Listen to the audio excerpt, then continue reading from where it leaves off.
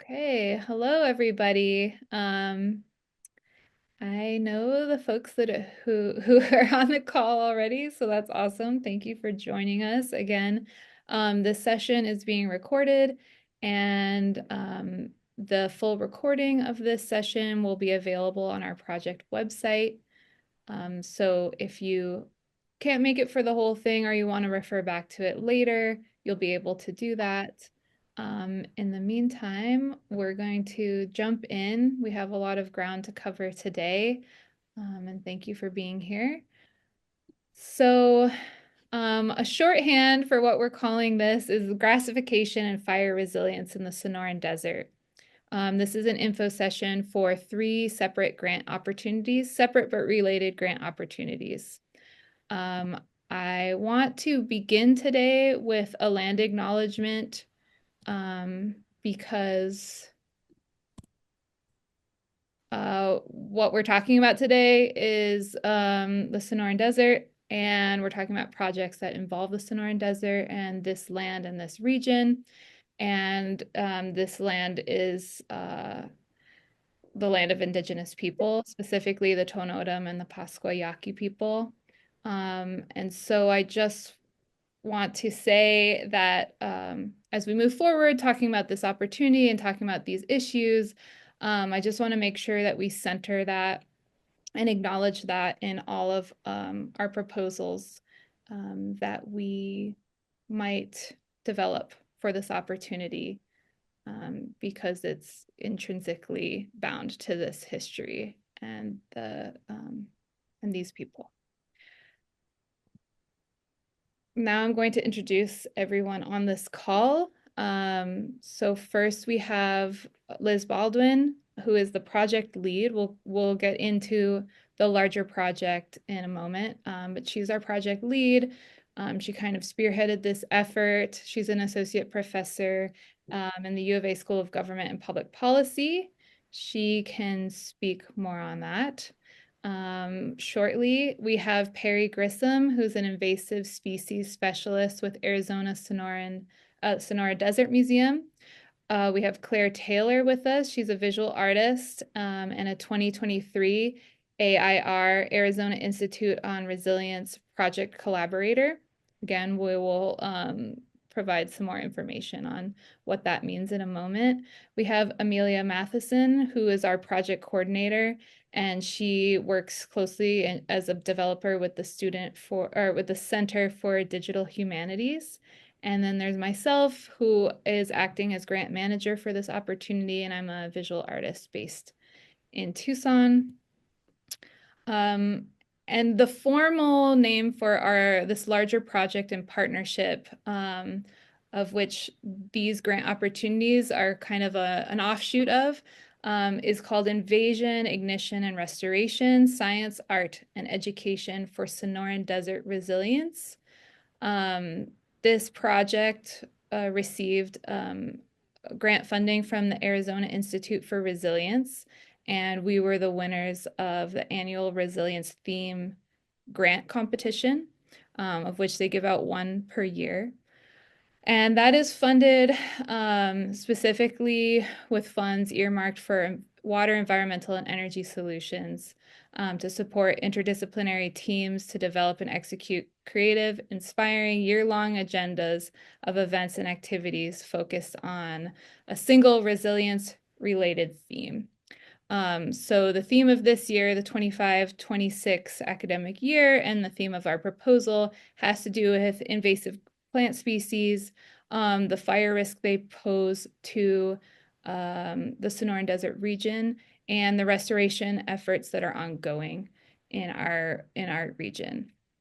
So the partner institutions and organizations include the University of Arizona, various departments, the Center for Digital Humanities, which also kind of resides within the U of A, the Tonotum Community College, the Arizona Sonora Desert Museum, the Tumamoc Desert Laboratory, MOCA Tucson, and Odyssey Storytelling are some of the organizational partners. We have other sort of like partners, individual partners that are supporting this work as well.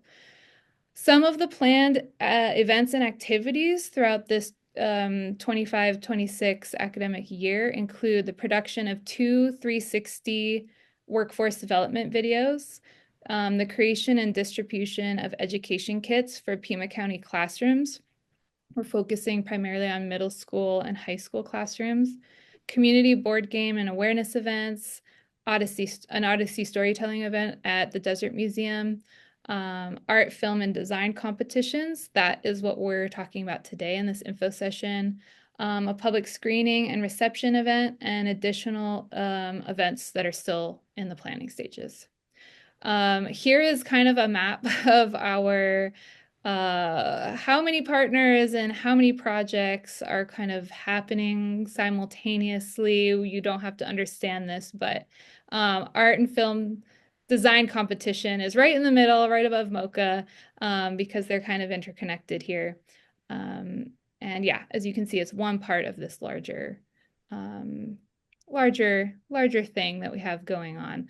But at this moment, I will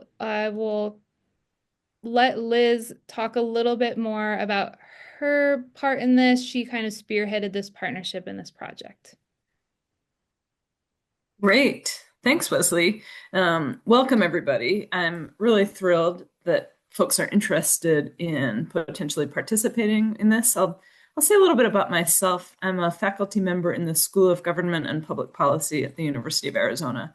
I study environmental policy, and I got a grant from the National Science Foundation a little over 5 years ago to study invasive grasses in our region as a socio-ecological system. And so I've been working with plant ecologists, with social scientists, with community partners, especially at the Desert Museum, to try to understand what it means to our community, both ecologically and socially, what it means that our Sonoran Desert is being invaded by fire-prone grasses, what that means culturally, what that means socially, and also how people in the community have been working together to try to address this problem. You'll hear from Perry in a few minutes, talking a little bit about the science and what he's learned from many years working with Saguaro National Park and also with the Desert Museum.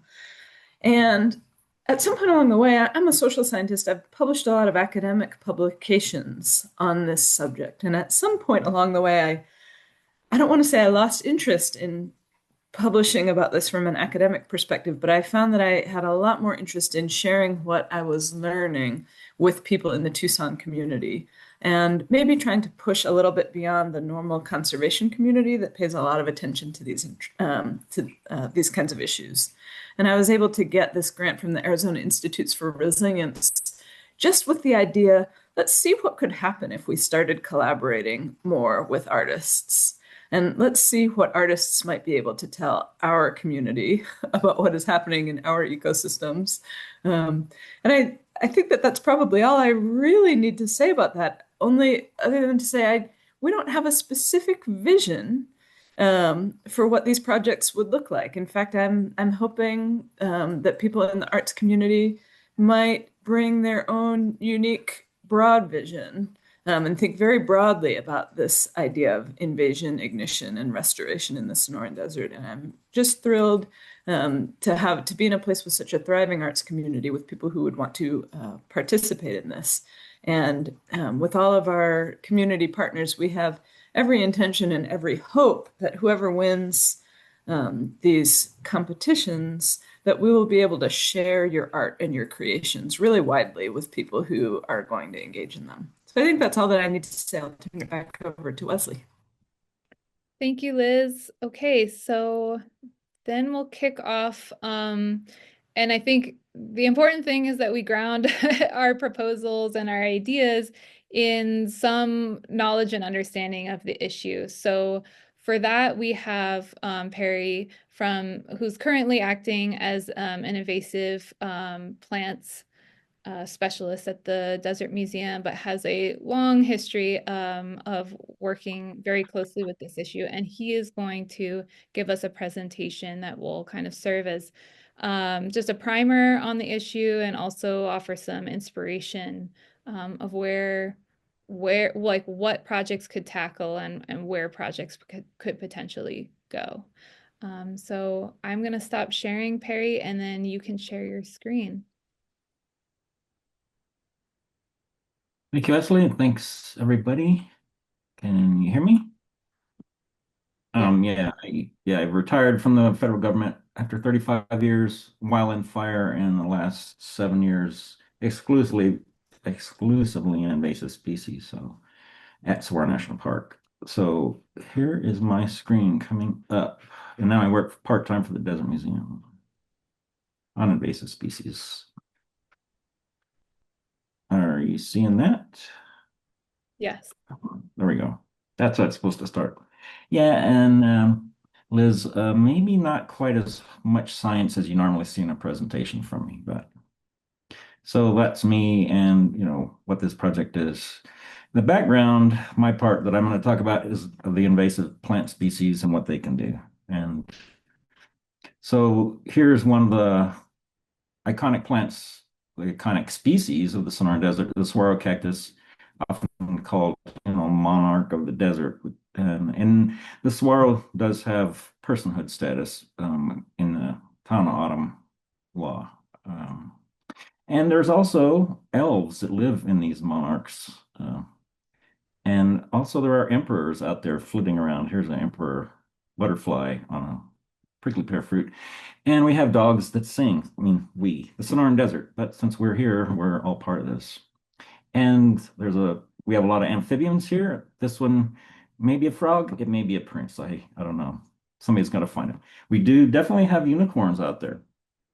It's also called devil's claw unicorn plant. And we have monsters in the desert that will bring grown men to their knees. So it is like pretty special place. And not only does it look special, it smells special. If you're from Tucson, well, anywhere, when it rains, it has a special smell wherever you are. But here it really does in the desert. And I'll talk about that in a second. So, and this desert, this kingdom gives us health benefits. Um, so petrichor, that term, traditionally and in broad scale, it's generally bacterial in the soil to give off that smell when it rains. But there's been recent research that a lot of the Sonoran Desert plants give off volatile oils when it rains. Well, all the time. Some of them you can smell creosote on a hot day. It's just like baking out of it. And they have health benefits to people documented. There's a little science for you. So here we're looking at the Sonoran Desert plant community outside Tucson, Sonoran National Park, and it looks pretty good, but all these little yellow things, um, that is buffelgrass that's come in. And it starts in little colonies. The colonies put out more seed. They start new colonies, and they're spreading and coalescing the whole time. So there's some Sonoran Desert vegetation. Sorry, let me correct that in Sonoran National Park. It's pretty much all buffelgrass. That's just without fire, that's what buffelgrass has done on its own. It's outcompeted the natives, sucks up all the moisture, goes dormant. When it rains, it sucks up the moisture, etc. So, given enough time, all those little patches coalesce and you end up with something like that, or you can. And that's what it looks like on the ground. This, after a really wet year, it was like super tall. Um, so you can imagine when that burns, that's going to be very hot. And then we'll also talk about stinknet's a relatively new weed. Maybe a lot of people haven't heard about it yet. That's the first picture of one in Sonoran National Park. It had been around Tucson, but that was the first time it showed up in the park. And this is what it looked like in 2023 at a place where it burned in 2020, north of Phoenix. All that yellow is stinknet all the way back. You can see all the way to those little knobs in the back, and you see dead Palo Verdes in the background, the gray areas back here. I don't know if you can see that, probably not. And the saguaro is dead. And then that's in Tucson at a lot in the residential area. So it's not just taking over the desert, it's taking over the entire place. I mean, we have built our towns moving in with us. So, and then when it burns, bufflegrass makes a lot of biomass up to like tall grass prairie. And the main thing is it's continuous. Those little patches make big patches, and eventually lightning hits. This is a aftermath of a fire in the Catalinas. The Sonoran Desert endemic species are not adapted to fire at all. Did not have it in their evolutionary history. It's not in their genes. They're evolved to get water, save water, keep things from eating them while they're saving that water. Um, and the spines are basically made of wood, so they're flammable. When a fire reaches a saguaro, it just burns so it just kind of runs up the spines on the saguaro. It sounds like clink, clink, clink, clink, clink. Um, anyway, so and then this is what big, large scale burned desert looks like. This is up near Phoenix, northeast of Phoenix, where they've had stinknet and red brome fires. It kind of looks like an abandoned parking lot, maybe. It's kind of hard to tell, but and then, I mean, on the left side is a recently burned area up there, and on the right is what it looked like just before unburned um, blue palo verde, little leaf palo verde, and on the left it's, an abandoned parking lot. So it's pretty dramatic change, and that's what it looks like close up. Saguaro there. I mean, it's a little bit of green on the tip, but it's basically dead. It's never going to flower or fruit. Dead Palo Verde. Palo Verdes are even more sensitive to fire than saguaros. They have no protection either. Their bark is green. And if you convert, let non-natives take over. That's near Casa Grande, near my sister's house. That's across the street. Those guys didn't do anything with their stinknet. Took over. And so instead of the desert giving you healthy materials, stinknet has the chemical that gives it its stink, also seems to retard other plant growth and germination. And it gives off pollen and compounds in the air that some people are highly sensitive to, some are allergic to. So that's a guy from a journal article.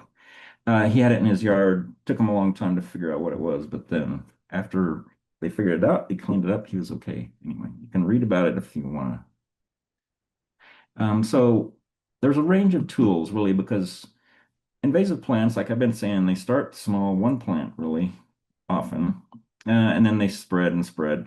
And at some interval, they can double or more than double. So bufflegrass doubles every 3 to 7 years. So on that graph, each of those intervals is 7 years. So you can see it starts slow. It doesn't seem like it's doing much, but then they reach an inflection point like 2, 4, 8, 16, 32, 64, 125, 250, we'll say 500, 1,000, 2,000.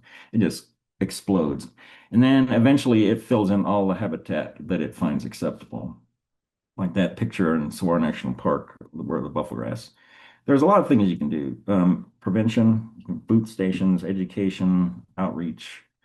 Um, and then if you have a low level infestation, scatterings of individual plants or few plants, just independent volunteers, just people can go get them without much effort. If you go up a little bit up that curve, you might need some groups of volunteers, either supervised or unsupervised by paid staff, by experts. You can hire people to pull it manually, both of them. If it gets beyond that, really, then you're talking spraying with herbicide. And when it's really bad, like that up in the Rincons, that picture, the park has used aerial spraying. Um, it's pretty drastic, but there's nothing else. Anyway, so yeah, the objective is to not get there. So you have all those tools at your disposal. We have 1 million people that live here, so everybody could do something. Everybody could have some role. This is a place in the park. 2007, it looked like that. That's bufflegrass, that kind of uniform green. The Sonoran Desert has a lot of native grass species, but they don't make monocultures like that.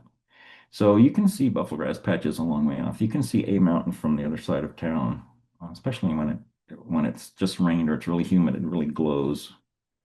So that was 2007. Great tortoise habitat. And then 2012, it ended like looking like it used to. The seeds are still in the soil. The buffelgrass hadn't taken over for that long. It hadn't been there that many years. Our plants, our the variety of buffelgrass that we have here can live, individual plants can live 25 years, and the seeds live 5 years. So they can get big. It takes them a while, and then the seed is in the soil. Just so you have to hit it multiple times. Whatever treatment you're doing, or treatments is the best thing. This one, 20, so that was a lot of volunteer hours over 8 years. And the staff were going out there during the monsoon, sometimes during the winter and spraying bufflegrass seedlings when they come up, when volunteers would not survive if you had them out there pulling bufflegrass seedlings.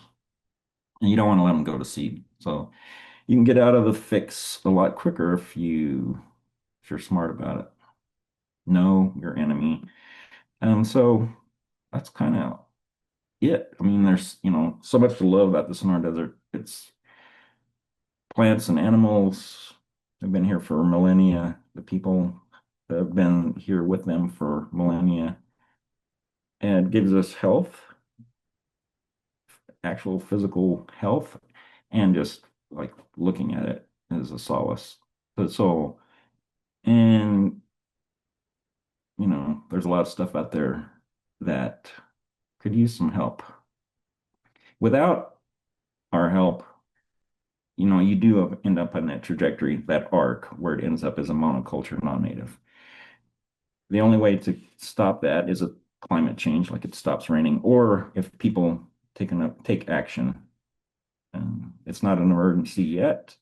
We're still relatively low on that curve around Tucson, but it's too big a problem for agency staffs to deal with, city, state, county, federal.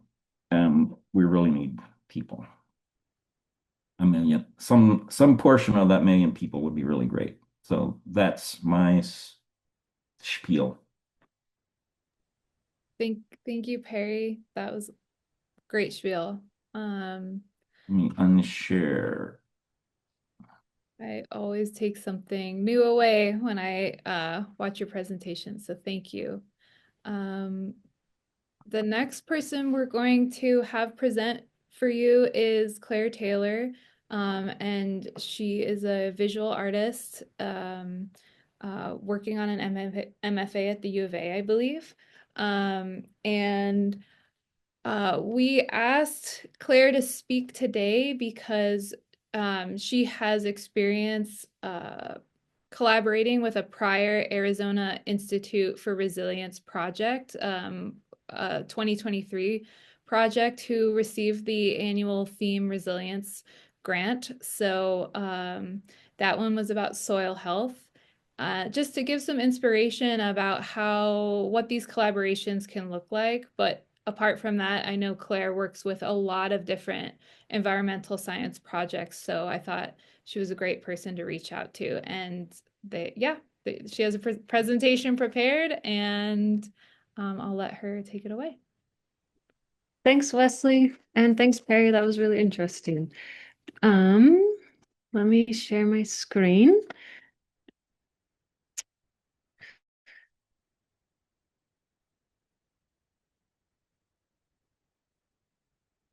Okay.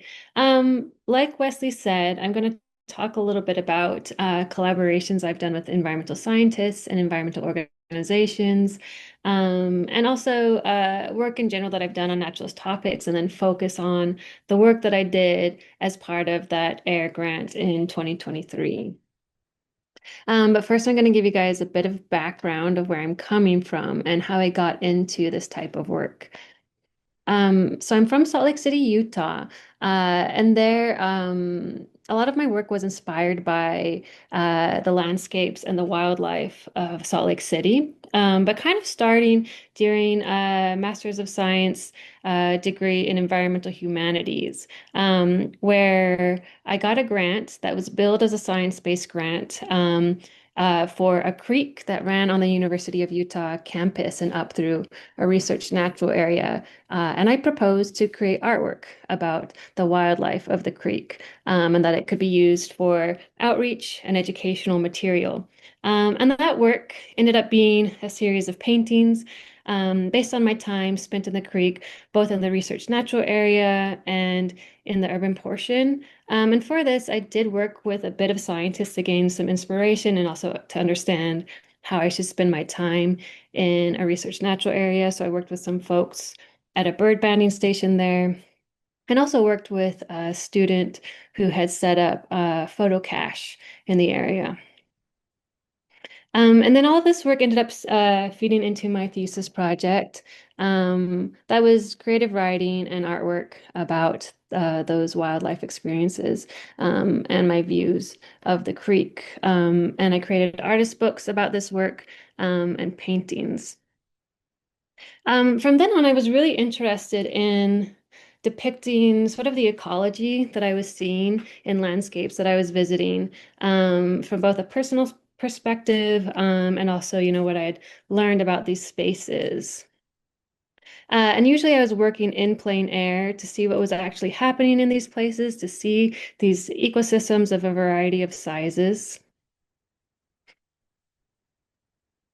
And these are just some examples of that work. I did a bunch of it, but some of this work eventually all fed into multiple exhibitions, where I'd usually like to tie in like some community aspect, like a little bit of like bookbinding workshops. This was my last exhibition in Utah, which was a exhibition at the Utah State Capitol building called Snell Snake City, which was sort of a homage to that space, to the landscapes of Salt Lake City.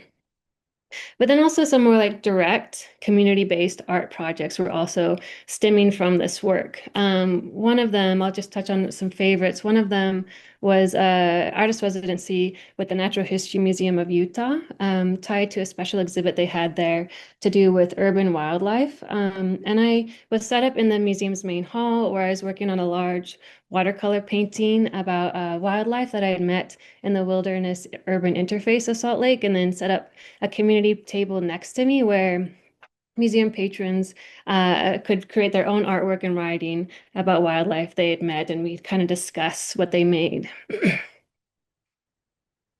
Um, and then I worked with some organizations in Utah to do like direct education in schools, usually working with remote rural schools or incarcerated youth, where I would do art and ecology lessons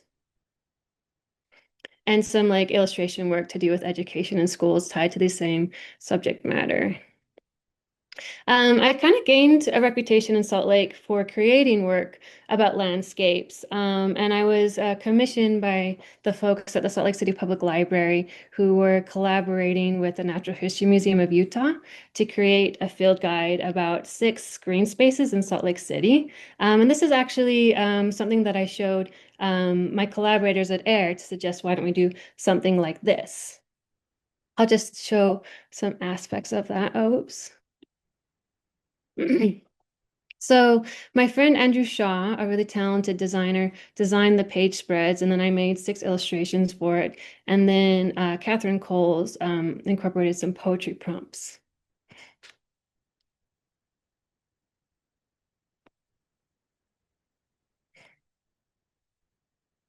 Um, In 2022, I moved to Tucson to join an MFA program in illustration design and animation. And as soon as I moved here, I wanted to get to know the landscape of the Sonoran Desert. I mean, it's part of what I was drawn to by this place. And so that would usually look like runs or bike rides on trails or spending time in place painting.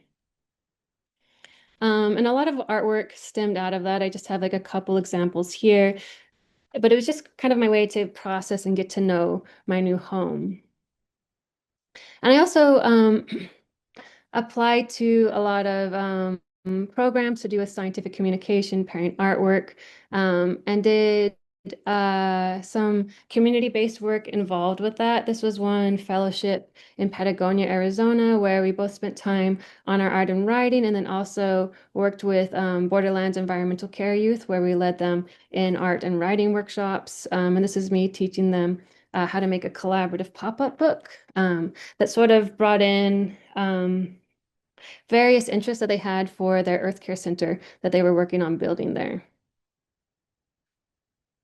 Um, when I moved to Tucson, I was also interested in collaborating with scientists to create art and science communication. And a couple scientists were interested, one especially Elise Gornish. And at the time when I met with her, she was working on a grant application with the Arizona Institute of Resilience for their 2023 Resilience Theme Grant. And the grant was accepted. It was titled The Art and Science of Soil Health.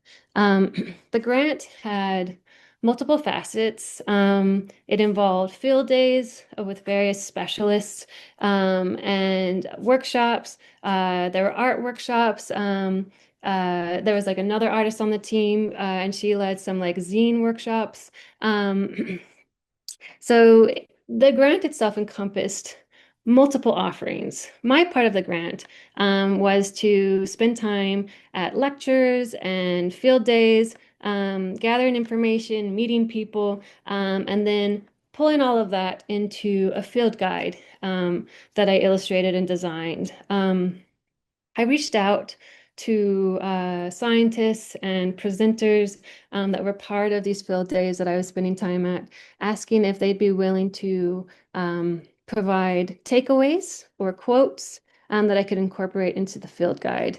And I think I heard from around 12 scientists that I took quotes from and edited them into the field guide, and then I illustrated their quotes. And I provided just like kind of a brief intro at the beginning of the field guide that incorporated a bit about what I had learned about soil health, making it a little bit whimsical at first, but then giving like, the viewer an entry point for soil before we got into like some of the harder science about it. But we tried to make the whole guide have something for everyone in a way.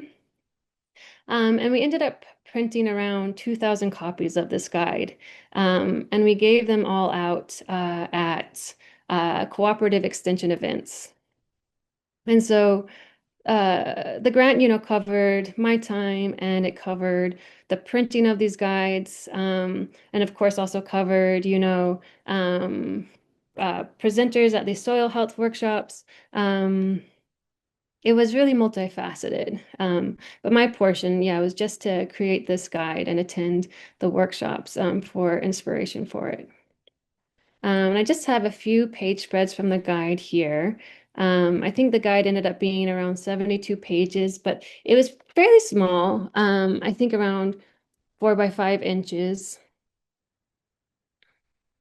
And then I ended the guide at the end with one of the activities I had developed when I was doing a lot of work in schools, an art and science activity that ended in a habitat book and encouraged people, to make the habitat about a creature that is interacting with the soil and how that creature might be interacting with the soil.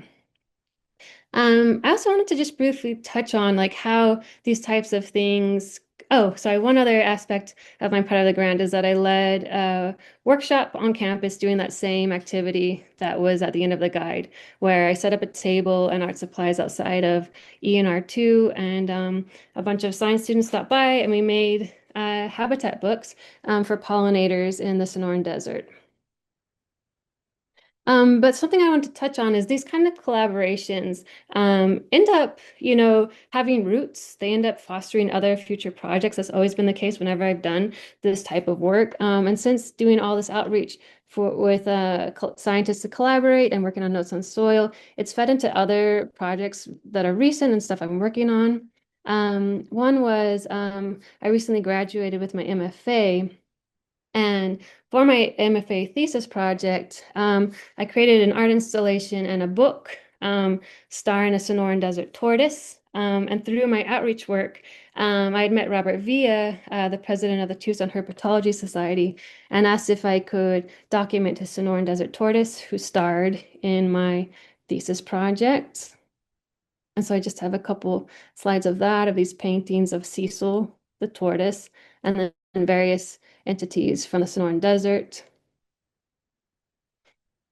And I think a lot of the work that I did on these science-based grants kind of feed into like creative work that I do myself.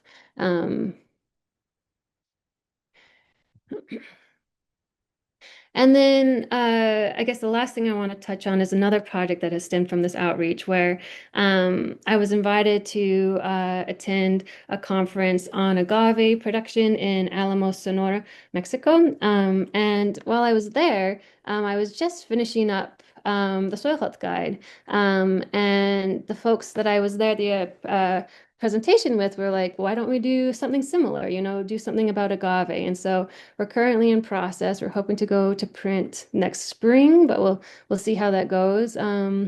Title to be determined, but I'm working on illustrating it. They're gathering interviews and quotes from scientists based in both the United States and Mexico, and kind of like a draft of what the guide will look like. This is not the text that will be in the actual guide. This is just cut and pasted text for design purposes. But that's all I've got for you. Thank you so much. Thank you, Claire. You hit the mark. That was very inspiring, and it was awesome to see your work and hear you talk about it.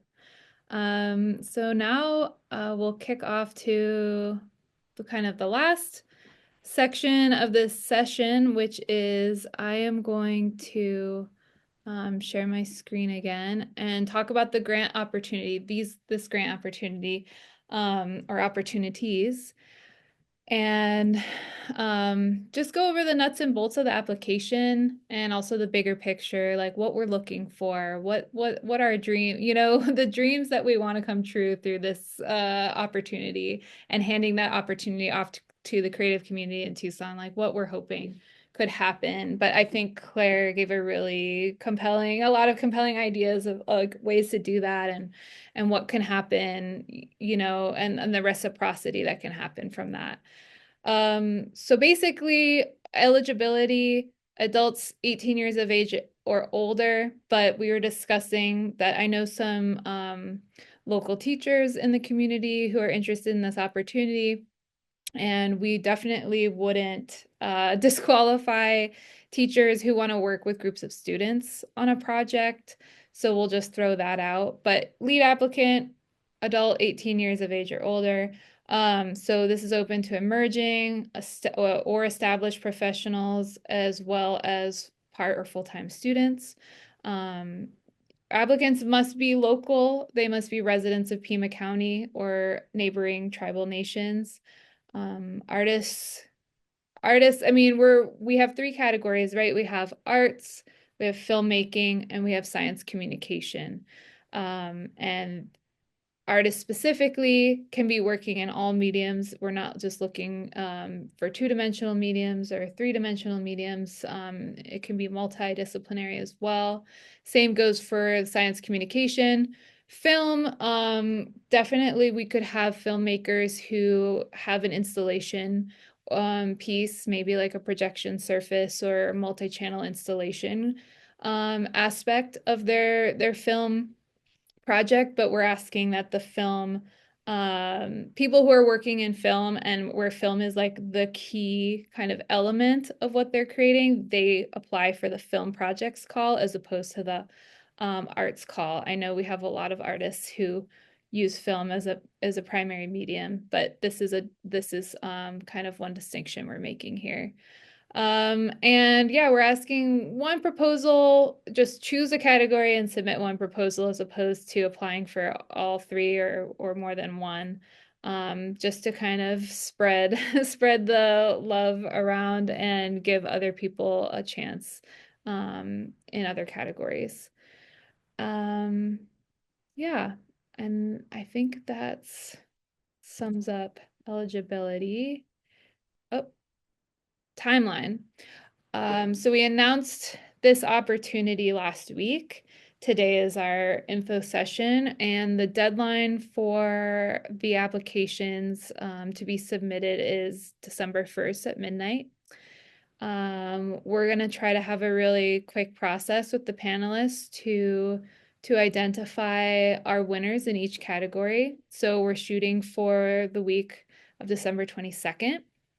And what that allows then is basically the whole spring semester. If we're thinking of this along an academic calendar year framework that gives us the spring semester to complete these projects, to start and complete these projects.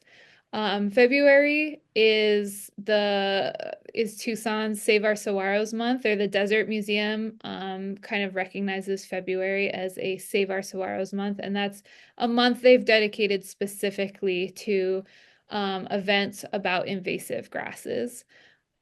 So at some point where there's going to be a series of events that this project and partnership is participating in for Save Our Saguaros Month and in collaboration with the Desert Museum.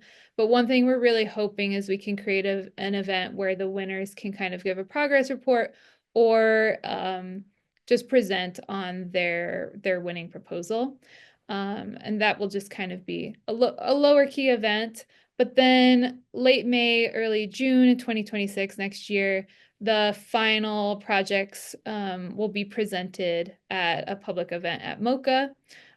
So this means like our filmmaking project will be screened, and we will come up with a creative way to display the winner of the art competition and the science communication grant competition. We'll come up with creative ways to make those projects accessible. I installed exhibitions at MoCA and have done so for the last 8 years.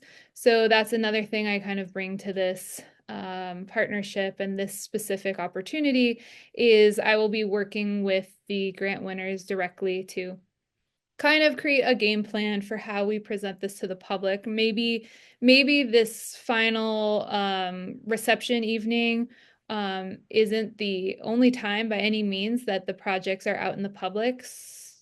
We're hoping lots of the proposals we get have a really like public facing and like engaging element, because that's one of our goals, right, is to use these creative projects as a means to pull more people into this issue, get people inspired, get people interested in being one of those million people that Perry was talking about. Like if we all just did something, we could get ahead of it, or we could make an impact. And so that's really at the heart of what we're trying to do here.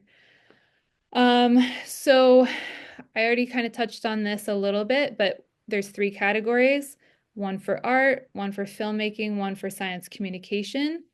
I just wanted to quickly give some ideas of what art projects might include: murals, interactive sculpture, printed material, soundscapes, community engaged processes, text-based artwork, etc. Again, those are just examples, just to get people stewing on some ideas. For film projects, this could include documentaries, narrative short films, fiction, non-fiction, single or multi-channel installations, immersive video technologies. Amelia works with the Center for Digital Humanities, and we've been learning so much about just what all these new technologies bring to increase and boost engagement and the feeling of like total immersion in film. So that's on the table: experimental films, animation, etc. Lastly, science communication projects. This is not my particular wheelhouse, so I think this is much more vast than I am kind of limiting it to here. But this could be didactics, it could be infographics, it could be interpretive displays, interactive signage, printed material, public events or activities, web pages, etc. But I think, again, the sky's the limit on this one as well. So compensation: one proposal in each category will be awarded a $3,000 stipend to complete their proposed project by mid-May 2026. The final artwork will be presented at a reception end of May or early June. We're getting close to pinning down the specific date. This stipend is intended to cover the costs of both the artist's time and materials, so please scale the scope of your proposal accordingly. So I acknowledge this is like when we talk about, making incredible projects come to life, $3,000 is not um, is not going to is not that monumental. So we acknowledge that, and I want people to submit proposals that are modest in size, that they all won't have to stretch, that this $3,000 will really compensate you fairly. So I'm thinking like 2 weeks of work, like two full weeks of work is pretty much what this is. I mean, obviously, that can be stretched out for the entire semester. You can condense it all in that time, but we're going to kind of like, a flag is going to go up if we see something that is just really overly ambitious for the stipend that we're giving out.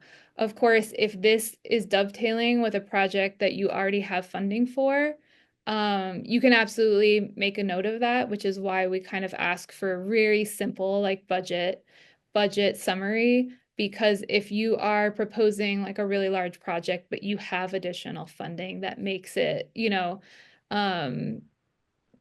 makes it justifiable for the grant we are giving out, then that's great to know. But yeah, we want everyone to really like understand that we understand like what kind of scale that's really indicating there, and to not feel like you have to create something really colossal. Something simple and impactful is really going to be like the keywords for this opportunity. Our grant panelists kind of come from across the spectrum of the 3 different categories. We have Yu Shiratori, who is a local artist, and she's also a public art collections associate at the Arts Foundation for Tucson and Southern Arizona. We have Frank Armendariz, who is a Tucson filmmaker with Crown Chimp, and he also does a lot of freelance work with Arizona Sonoran Desert Museum. I don't know if he's currently on staff there as a videographer, but he has been. And so he kind of understands this particular niche. He and I met on a previous project in collaboration about buffelgrass with the Desert Museum. Amelia Matheson, who is on this call, and is working closely with this grant, but she also works very closely with the Center for Digital Humanities, and so she has insight on all this incredible like new technology realm. So she's kind of straddling that filmmaking and science communication worlds. Then we have Ryan Rowett, who's an energy engineer and created a game that centers in our larger kind of project scope, which is a board game called Grassification, which I think is an amazing example of science communication. And yeah, so those are the grant panelists, and they will all be deciding in each category as a group. So everyone will bring their own insights to each category.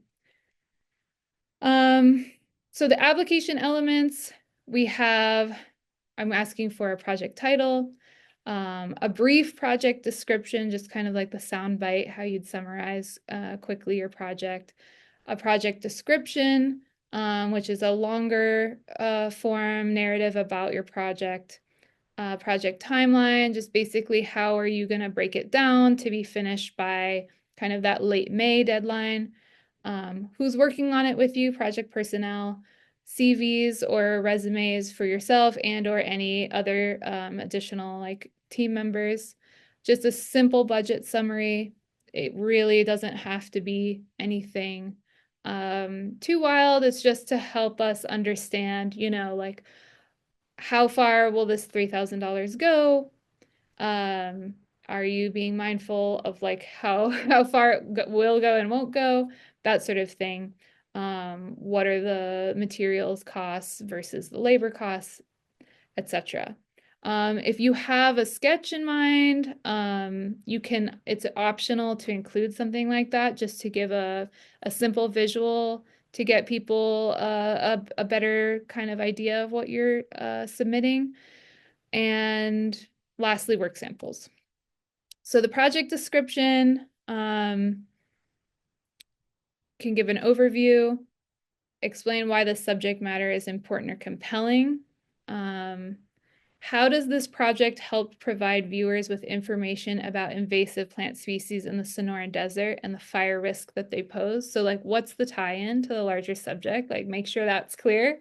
How does this work inspire further contemplation of the issue and or provoke a call to action?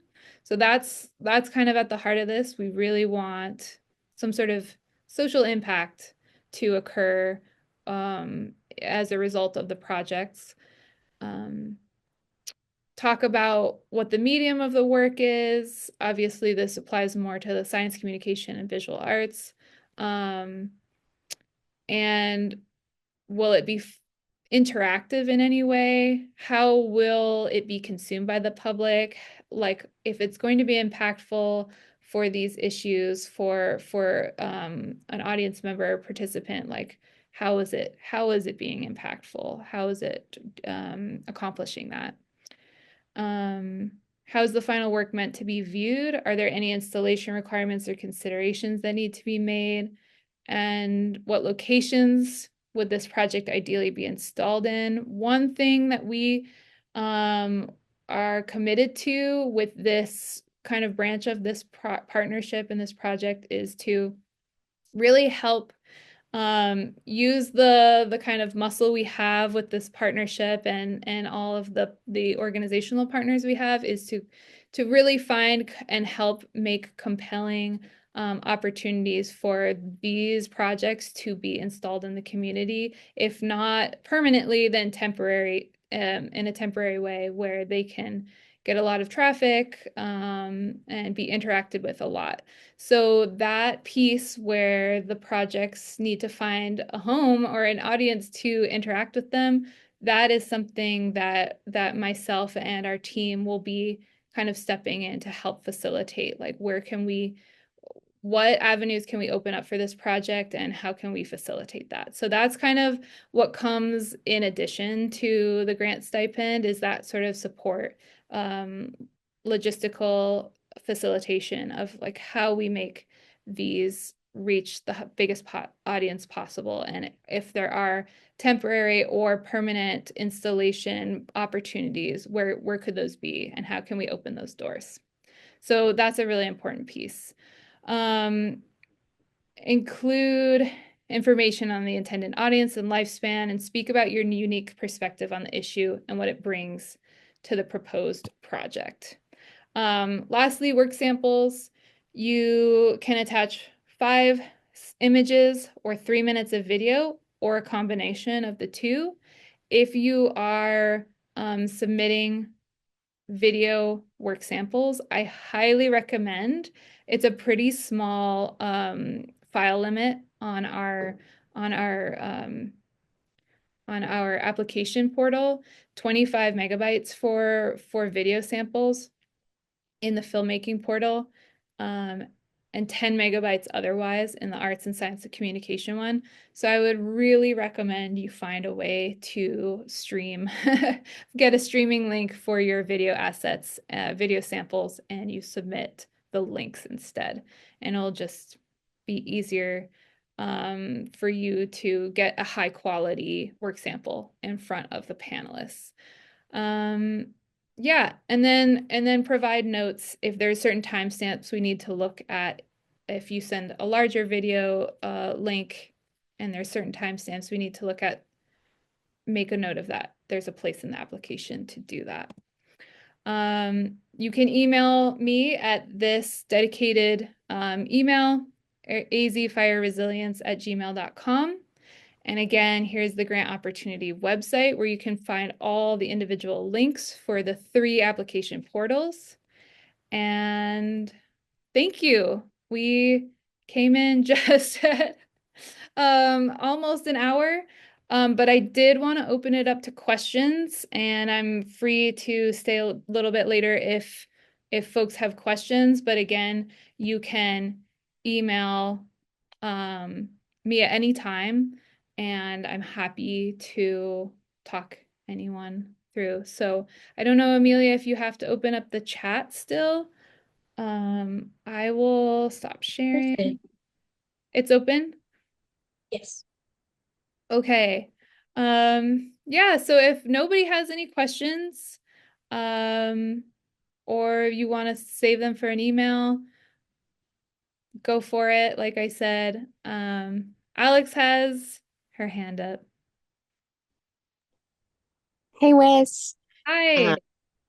I was wondering, so as far as the directives of how the work you make interfaces and educates the public, what are the current call to actions that people in the invasive grass field are hoping to get from the public? Is that they want people to pull out grasses that they see? Is it that they just want people to know? Is there any things that we should know are current call to actions? That's an amazing question, Alex. Thank you. Perry, I'm wondering if you have a response. Yes, all of the above. Um, yeah, I mean, because people might not be physically capable of, hiking and removing it, but they could map it. There's stinknet.org. They could walk around town. They can report it and maybe pull individuals, or they can just help educate other people, or be knowledgeable. So if ballot measures come up, when they vote, that they know what it's about. Um, don't really want to, yeah, we need a lot of help. There's other species that are invasive too. Yeah, it's a big can of worms. So any help would help. That's I not think a problem. I could add something there. Long term, we need to figure out how to manage invasives, and we don't currently have a stable financial stream. Long term, I think if we're going to do this, we need volunteers. Absolutely, yes. But I think at the county level, the city level, and the state level, they need to know that the public is supportive of creating a long term, stable funding stream to support these kinds of efforts. And lastly, I'll say I put the Desert Museum kind of maintains a website called buffelgrass.org where you can see it lists all the local community polls, bufflegrass polls that are being organized within like a 6-month period. And so that's a great place to kind of find all these resources. So even just driving people to where that information is sitting in the world is great too, because the resources are there, but just we don't know where to look for them or that they exist. Um, Alex, does that answer your question before we move to Maxi? Yeah, I think it does. Someone mentioned stinknet. Is that considered an invasive grass, even though it's not a grass? Is that something that would be a subject? Yeah, it's not a grass, but basically does the same thing. It makes a continuous carpet of fuel that spreads fire. There aren't that many forbs, herbs that do that, but yeah. Yeah, stinknet definitely falls under this umbrella. So the grassification is kind of like an simplification of but it's like just invasive plant species that kind of cause this specific problem of creating fire risk. Maxie, what was your question? Yeah, thank you all. That was really nice. And I'm excited about this. You mentioned in like when we're I can't for one of the answers you want in our grant, you want us to talk about potential installation locations, but also mentioned that we would be installing at MoCA. So are you imagining that there will be multiple installations of this work? I think that's just an opportunity for you to dream and scheme. The presentation at MoCA is like built in and baked into it. If it makes sense for the project that you're proposing to have multiple installations or to be like, I'm thinking specifically for like science communication, if someone creates this like beautiful like didactic with like QR codes that like take you on a whole journey, or or like provide like a soundscape while you walk to Muck Hill or something, and that makes sense to like not just present and show to the public for this reception evening, but to have like a permanent home somewhere where it'll be impactful. That's kind of what I'm getting at. with that piece. So it'll be project to project, but if it seems appropriate for it to, or even advantageous or beneficial or like a bonus for it to live somewhere, pop up in different locations or to live somewhere more permanently, we invite you to take that space to kind of dream and scheme about that. I don't know if that answers the question, but Liz, do you have anything else? Yeah, I could add. I mean, two of our partners are the Desert Museum and Tumamook Hill, and both of those partners have expressed interest in potentially hosting a temporary exhibit. I think that they don't want to commit until they know what that would look like and how it would align with their space. But I think we certainly would be excited to see this work shown, not just at MoCA, but in other places. And we have those relationships so we can explore those possibilities. Great, thank you. Yeah, thank you for the question. Are there any other questions before we break? And like I said, this recording will live on. It will probably be posted to the project website tomorrow. So yeah, thank you everyone for your time. Amelia for putting all of this together. Liz, Perry, Claire, and all the attendees, thank you so much for your interest, and please spread the word. And we're excited. So yeah, thank you and have a great weekend.